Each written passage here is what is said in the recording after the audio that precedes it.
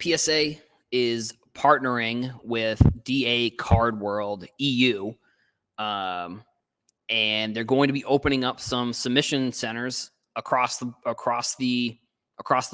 pond, the ocean. I guess I don't know exactly what the uh, what you would call it there, but either way, I mean, I think this is going to help. This is going to be good. I think we have seen some European grading companies come along. Like I think there was a one that had an NFT. I forget the exact name of the grading company, but I think this will be good because it'll help people over. I think what it'll eventually help will probably be soccer cards for the most part.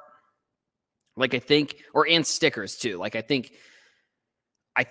I think more people will grade like the stickers and cards. I mean, I guess it'll be interesting to see how they integrate the grading service with kind of some of the, other stuff that they have going on over in Europe. Like, we did see like I think Topps came out with like the Topps flagship that was like the British, I think it was the Great Britain set. So I mean, I don't necessarily think that's like a catalyst for cards over there, but I think that's an example of like, if someone is getting those cards out there and they want to get them graded, they have to send them over here, and the price of grading the card probably isn't worth it if they really wanted to. It's probably worth just like buying the card on eBay instead of getting it graded. But at the same time, like, who knows? We got a Kamikaze coming in. What's up?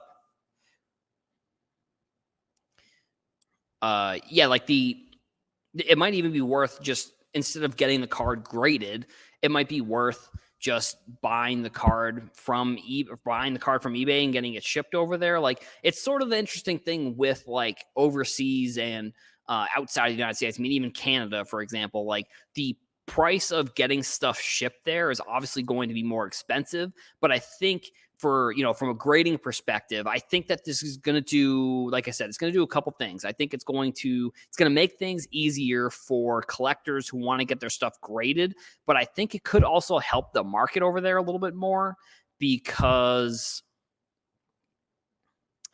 it's going to help the market, I think, over there a little bit, because instead of having to buy from the United States or buy from somewhere,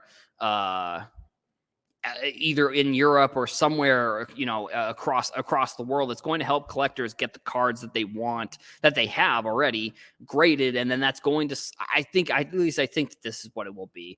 I think what will eventually happen is that there will be more sales of cards kind of across the continent, across the countries, because, like I said, if someone can send their card here to, the DA Card World over in the EU, like if they can send their cards there, it'll help overall the flow of cards throughout the market. I think, if that makes sense, like it'll help people buy and sell more frequently, because there's more of an opportunity where, like, if you wanted to get your cards graded before, realistically, it was probably going to be pretty expensive. And I mean, even at the rates that it was, like, getting it from, you're paying almost more than it would be to just buy the card. Like, for example, like if you want, especially if you're getting cards graded and they're not coming back PSA 10s, like if you're getting a card graded, it comes back a PSA 8, you probably spent more money on the card, and then to get it shipped over to the United States, get it graded, and then have, and also it's like, you're going through probably a third party. Like, you're not going through directly through PSA, where here you're still kind of going through a third party, but at the same time, like, they are working on, getting more resources over to Europe. And I think overall, it's kind of almost one of the things, like how Topps was talking about how they're trying to 10x the 10x the hobby. I think that this is maybe along the same sort of path, like where they're trying to cater to a market where There are fans that need a service that would be willing to use a service if it was a little bit cheaper. That's not really the same thing as what I think Topps is doing. I think Topps is trying to cater to an audience who hasn't had sports cards created for them. Like the Bowman U products, the Topps 2020 project, some of the I think they are, well, not Topps 2020, but the it's not Topps 2020 anymore, but I forget what they call it. It might be Project 100, I think is what they call the set nowadays. But like they are, and with that one specifically, they're catering towards the audience of the artist who is in theory probably famous. But with this, they're catering towards an audience of people who would like to get their cards graded by a PSA, but there really wasn't that avenue, unfortunately, for them to get those cards graded in the past without having to go through some sort of third party, which they still are, but it's a local third party. Like they don't have to worry necessarily about getting their cards shipped to the United States to get them graded. Like they can ship them within, I guess, well, I don't know. It's kind of weird because it's like, Europe is sort of, it's not, it's a continent, not a country. Obviously the countries are within Europe, but it's like for us, I guess North America is only 3 countries, where Europe is obviously more countries, but like you're still kind of, you are still probably shipping maybe across the border, I guess, but like you're not shipping it across the ocean.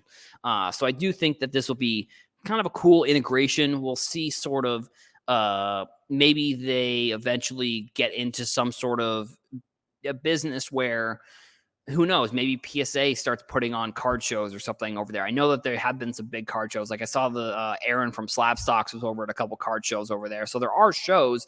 So I don't know. It'll be interesting. I mean, when it comes to shows too, like I think that I guess it'll be interesting to see what happens with shows, in my opinion, over the next few, 5, 10, 20 years, I guess.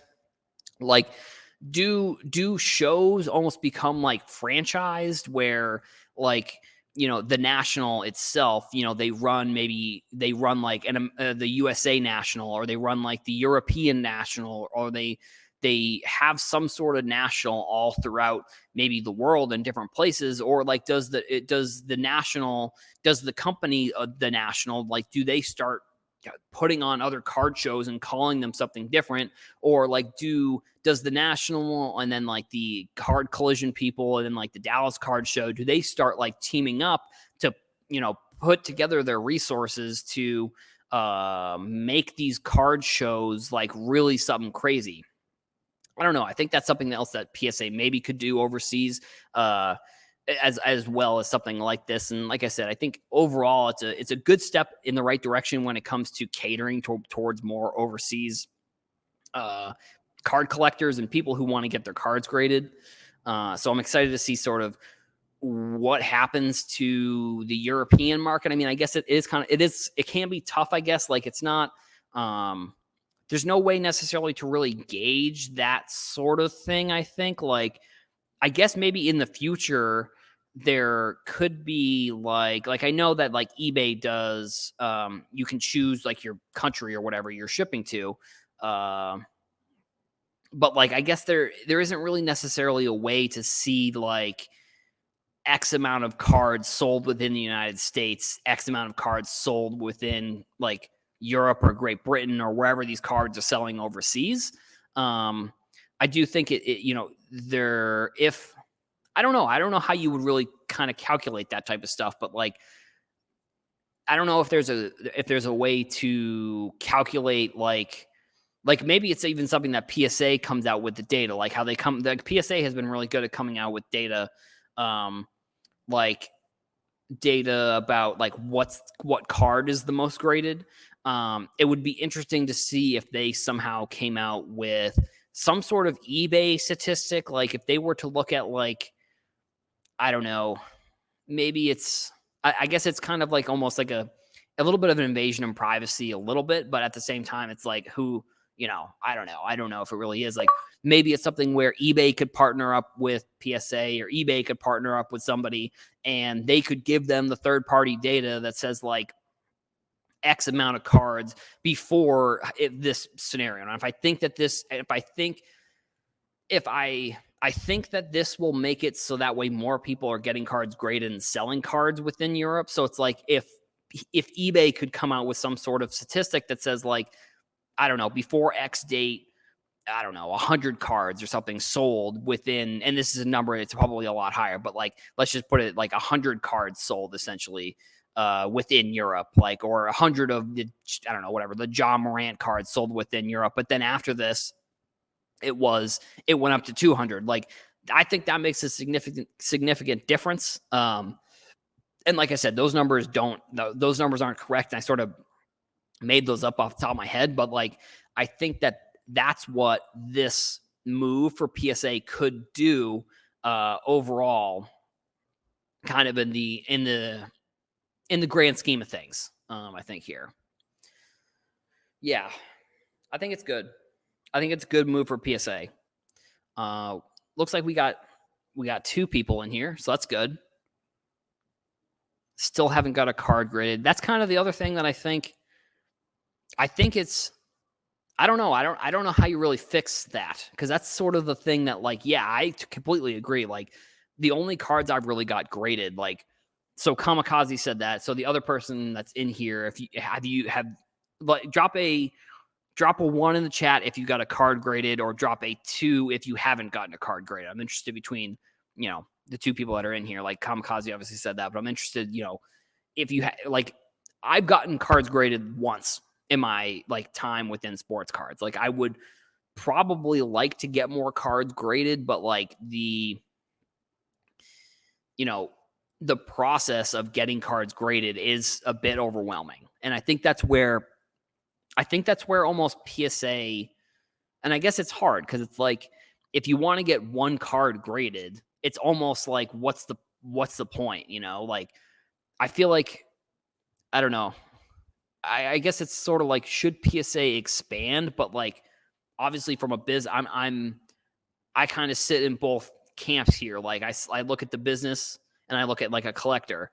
Like, I look at it from a business perspective and I say, well, PSA isn't going to do something that's not going to make them money, but also like, they should be doing stuff to help the hobby. But it's like, that's because I want them to, not because I think it'll make them more money, So it's kind of, I'm very much in this boat where it's like, I see it from both sides. And I don't know. I mean, I think, it could even be like, SGC partnered with Topps and they're doing like a special on, like, if you get cards graded from Topps, or if you get flagship cards graded through SGC, they're doing a partnership. Liking what ComC is doing with CSG and CGC.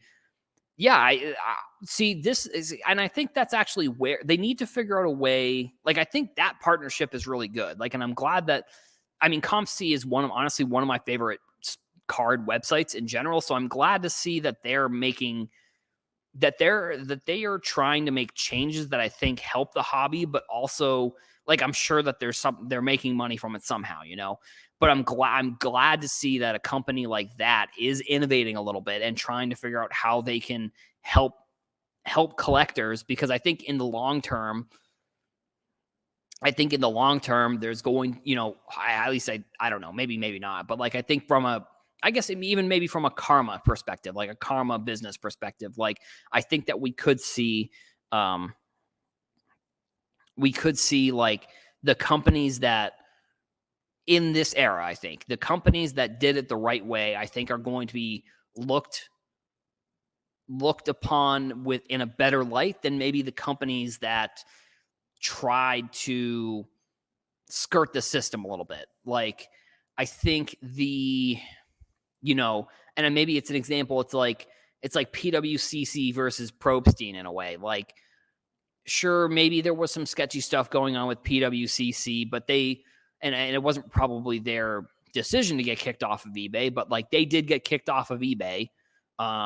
And then they start, the PWCC auctions, which I think I would say the PWCC auctions have been very successful.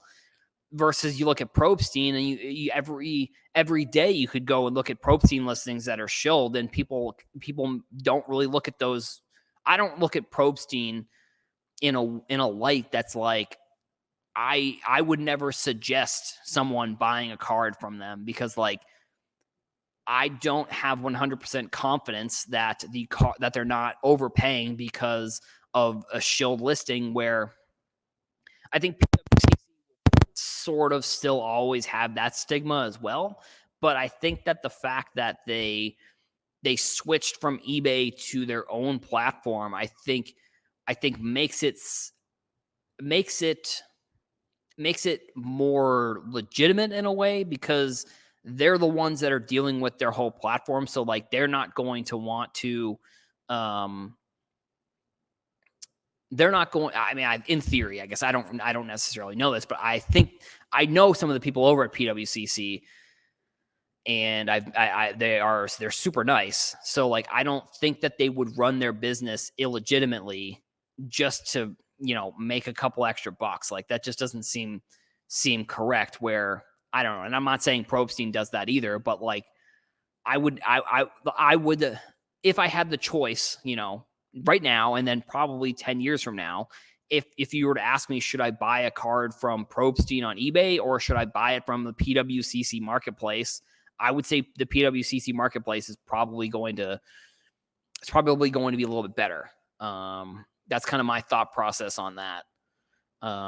For grading companies, I think PSA too, in a way, has sort of done that. I think Beckett, I think they're like I don't know. I think if we're talking about grading, I've said this for a couple years now.